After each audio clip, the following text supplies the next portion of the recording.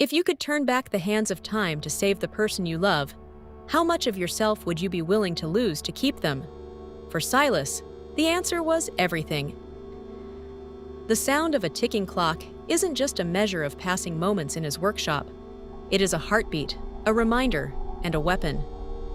Silas is a master clockmaker, a man whose fingers can navigate the most intricate gears of a pocket watch and the invisible threads of time itself.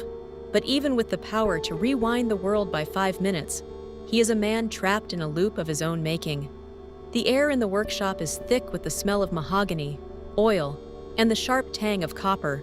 Every wall is covered in clocks, cuckoos, grandfathers, and delicate chronometers, all ticking in a discordant symphony that would drive a normal man mad. But Silas hears the music in it.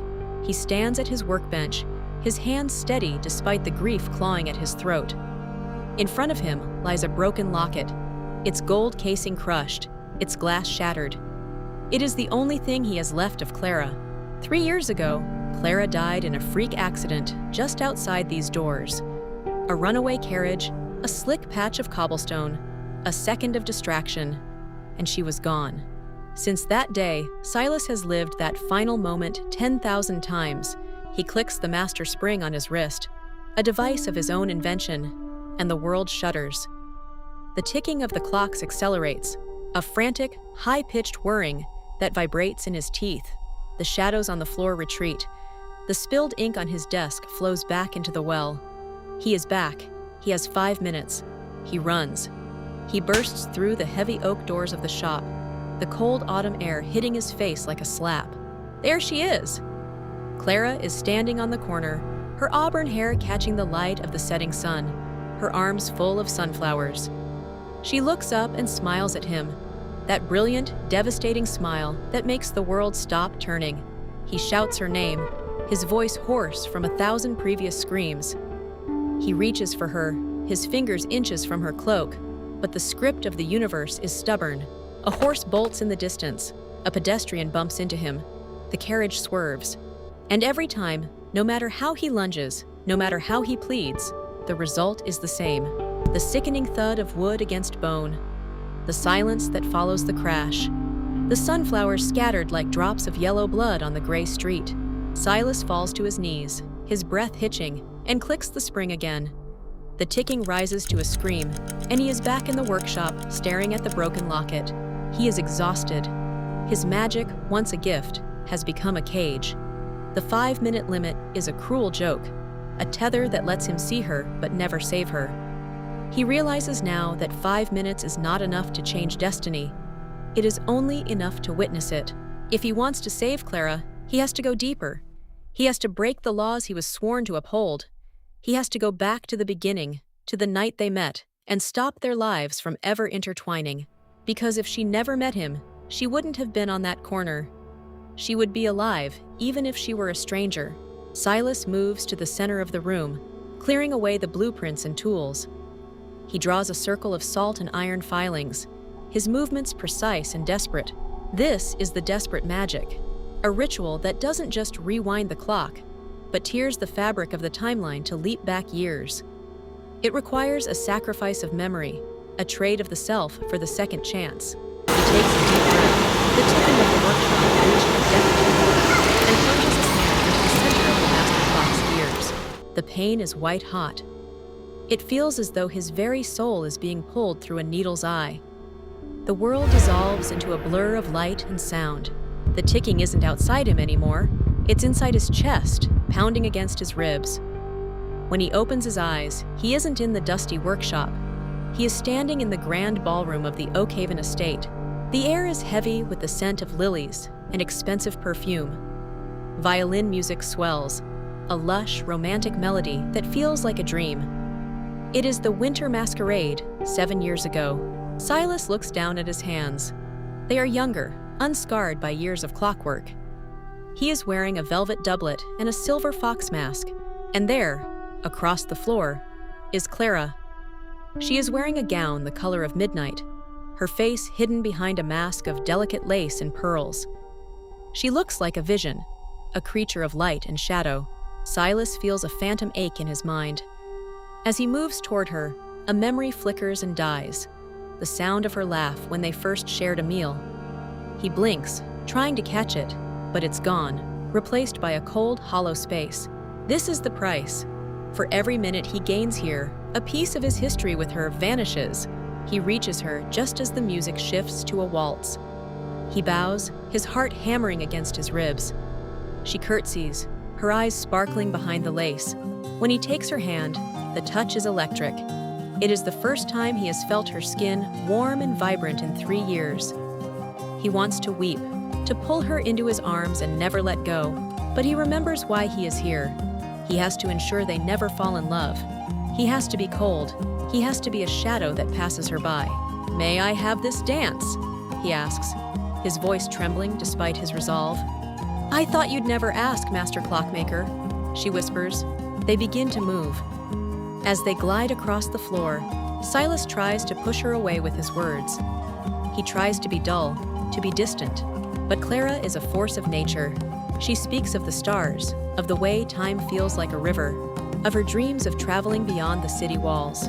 Every word she speaks is a knife to his heart, because he remembers loving these things about her, even as the specific memories of their conversations begin to dissolve. He realizes he's forgotten their first anniversary. Then, the name of the dog they adopted. Then, the way she liked her tea. The more time he spends in this past, the more the man who loved her is being erased.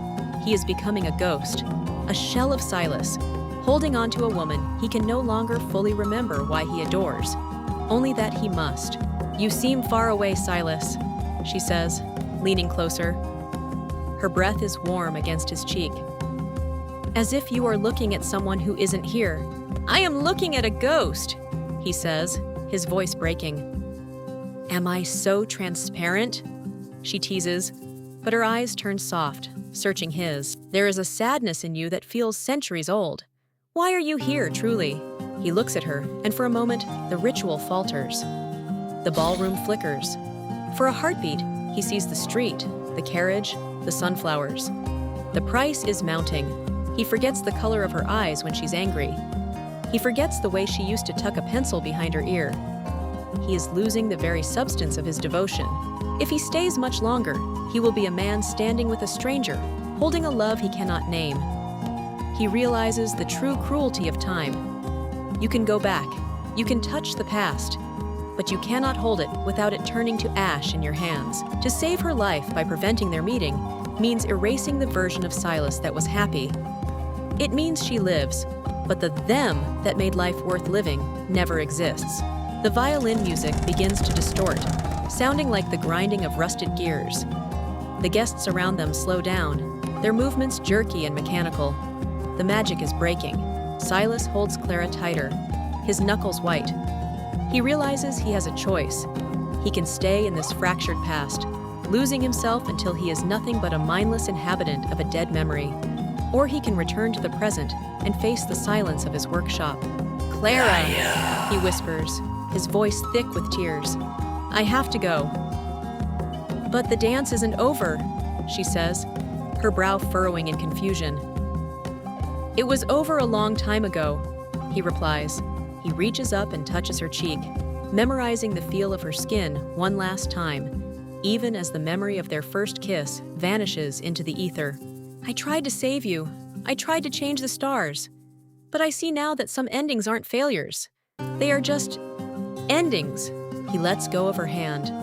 The loss is physical, a tearing sensation in his chest. He steps back, out of the circle of her warmth. He reaches for the master spring on his wrist, the metal cold and biting. "What are you doing?" she asks, reaching out for him as he begins to fade. "Giving you your life back," he says. He clicks the spring. The scream of the ticking clocks returns, a violent, crashing wave of sound that drowns out the ballroom, the music, and her voice. The world spins, years rushing past him in a blur of gray and shadow. He feels his memories returning, the first anniversary, the dog, the tea, but they are bruised and fragmented, scarred by the ritual. Silas collapses on the floor of his workshop. The air is still. The clocks have all stopped at the exact same second, the moment of her death. The silence is more deafening than the ticking ever was. He looks at his hands. They are old again, trembling and stained with oil.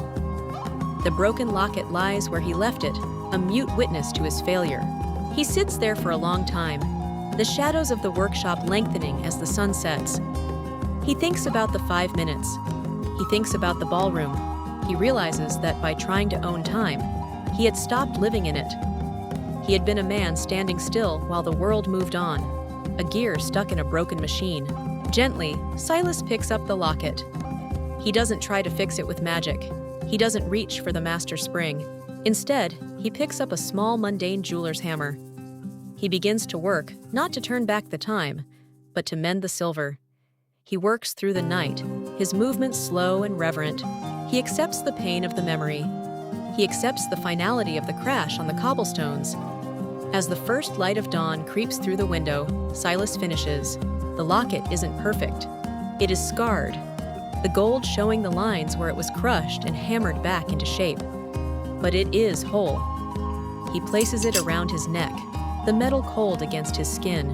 He stands up and walks to the heavy oak doors. He doesn't run this time. He opens them slowly and steps out into the street. The air is fresh, smelling of rain, and the promise of a new day. He looks at the corner where the accident happened.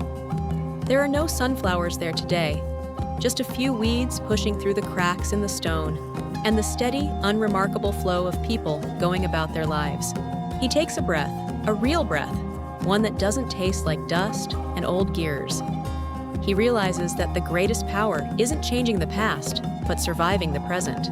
He begins to walk, leaving the workshop and its 1,000 ticking ghosts behind. He is alone, and he is heartbroken, but for the first time in 3 years, he is moving forward. If you had 5 minutes to save the person you loved, what would you be willing to sacrifice? Would you give up your memories of them just to know they were breathing somewhere else? Or is the pain of loss the only thing that proves the love was real? Time is a relentless tide, but sometimes the only way to keep from drowning is to stop fighting the current. Silas learned that the hard way, but as he disappears into the crowd, a man with a scarred locket and a mended heart, he knows that even a broken clock is right twice a day. And perhaps, in the grand machinery of the universe, that is enough. But while some men fight the clock, others find themselves at the mercy of the moon. Next time on Midnight in Magic, we enter the world of billionaire recluse Arthur Thorne. When Maya is hired as his personal assistant, she thinks she's just managing a schedule. She doesn't realize she's been brought in to be an anchor, the only human who can keep Arthur's primal werewolf instincts from tearing him apart. As the full moon rises, the line between protector and prey blurs, and Maya discovers that the most dangerous beasts are the ones who have been lonely for far too long. Can she tame the monster, or will she be consumed by the hunger? Don't miss the next chapter, and whatever you do, keep an eye on the moon.